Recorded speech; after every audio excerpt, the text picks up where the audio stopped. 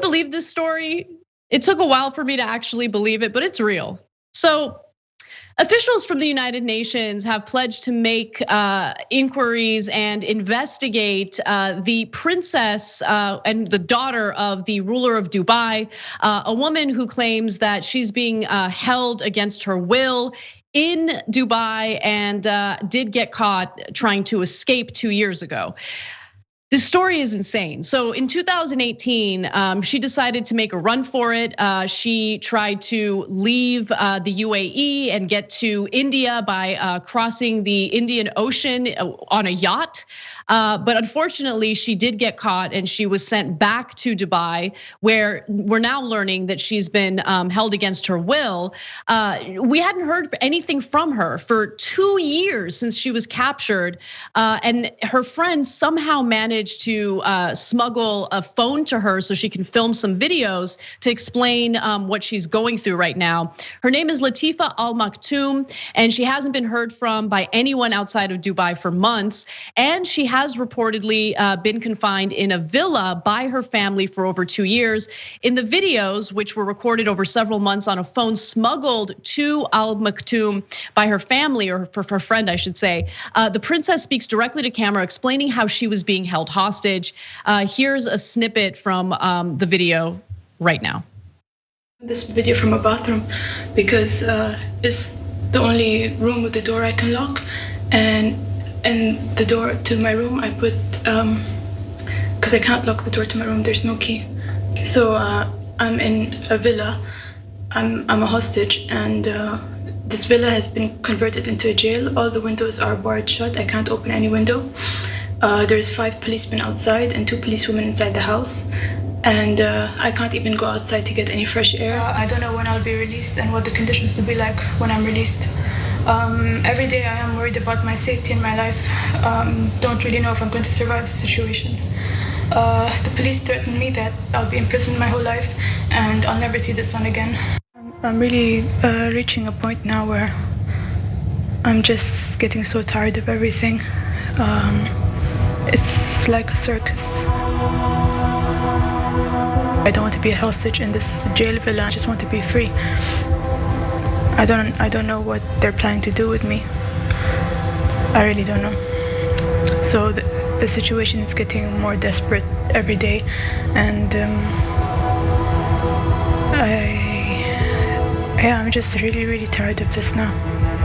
So 2 years ago, when she was captured and she was trying to escape, there was a lot of attention to her story. And at that point, the United Nations Human Rights Commissioner, Mary Robinson, decided to travel to the UAE and check in on Princess Latifa to make sure that she was okay. And they put on a show for her, essentially making it appear as though everything was fine. And Mary Robinson said that at the time, it just kind of seemed like maybe Princess Latifa was just going through something, maybe some mental health issues. And Princess Latifa's stepmother was there with them as they were trying to send this message about how everything is perfectly fine and everything's okay. Later, Princess Latifa's stepmother escaped Dubai, successfully escaped Dubai. So obviously the situation there isn't so great for the former wives, current wives, and children of the ruler of Dubai. And sure, I'll try to pronounce his name. Sheikh Mohammed bin Rashid Al-Maktoum is his name. So for anyone who sees all of these fancy pictures of Dubai and thinks yeah, maybe it's a great idea to go vacation there. Just understand that the propaganda they put out there to make it seem as though everything is hunky dory and they're super modernized and they believe in liberties and rights or anything like that. I really think people are taking a risk by going there. No, I'll go way further than that. So, look, I'm not at all surprised by this story because I come at it from a different perspective. And if you come at it from an American perspective, it seems absolutely shocking, right? But so I'm Muslim. The overwhelming majority of Muslims are not fundamentalists. They're very normal people, just like anyone else. But the fundamentalist strain of Islam is brutal, as is the fundamentalist strain of almost all the religions. And the Gulf states are led by dictators. We should be super clear about that. The only reason why we don't frame it that way, including our media, is because they're so-called allies of the United States. So we tolerate their tyranny, and it is absolute tyranny. Saudi Arabia does the same exact thing as ISIS. They cut off hands and heads. They capture, they imprison their political opponents, torture them. So it's that same fundamentalist strain.